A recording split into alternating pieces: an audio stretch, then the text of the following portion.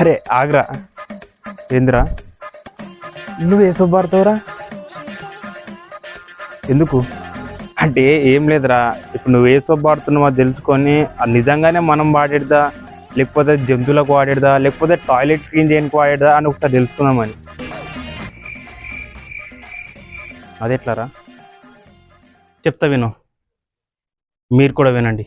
రోజు మనం స్నానం చేసినాక ఇట్లా స్కిన్ అంతా డ్రై అయిపోతుంది కదా, దీనికి రీజన్ ఏంటంటే టీఎఫ్ఎం అంటే టోటల్ ఫ్యాటీ మ్యాటర్.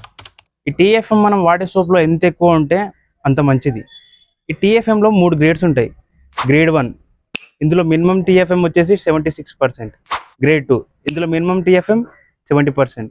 గ్రేడ్ 3 ఇందులో మినిమం టీఎఫ్ఎం 60%. ఇప్పుడు నేను ఏ గ్రేడ్లో ఏ సోప్స్ ఉన్నాయో చెప్తా, ఒకసారి చెక్ చేసుకోండి ఇందులో మీ సోప్ ఏ గ్రేడ్లో ఉందని.